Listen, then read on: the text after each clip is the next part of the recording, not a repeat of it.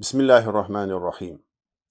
Ba'zan mazhabga yurmaydigan soxta salafiylarning mazhabga ergashish bid'at, bu ish ko'r-ko'rona taqlid qilishdan boshqa narsa emas deb da'vo qilayotganlarini eshitib qolamiz.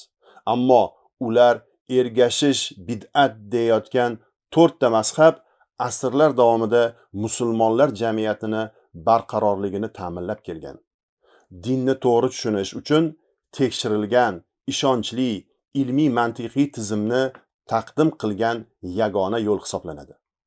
Mazhablarni inkor qilish o'z havoyi nafsiga, tor tushunchasiga ko'ra Qur'on va sunnatni noto'g'ri, tartibsiz, chalkash tushunishdan kelib chiqqan qarashdir. Bugun duch kelgan kishi Qur'on va hadislarni tarjimasini o'qib olib, ertasiga o'zini muftiy sanab, shariat ilmlarining eng oddiy tamoyillariga zid bo'lgan fatvolarni berib kelmoqdalar. Radikal guruhlar esa o'z navbatida bu zaiflikdan faol ravishda foydalanishmoqda. Ular shaxslarga ergashish mumkin emas degan da'volar bilan chiqib, oxir oqibat nufuzga ega bo'lgan mashhur ulamolarni o'zlarining radikal fikriga ega bo'lgan qo'shtirnoq ichidagi shayxlariga bildirmasdan almashtirib qo'ymoqdalar. Natijada odamlar mazhablarga emas, balki radikal qarashga ega bo'lgan to'dalarga ergashib qolmoqdalar.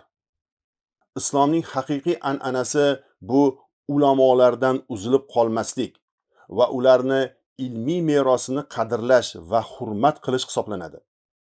Mazhablar yoshlarni xatodan, mutaassiblikdan va dinni noto'g'ri talqin qilishdan himoya qiladigan xavfsizlik tizimi, ta'bir joiz bo'lsa, filtr hisoblanadi.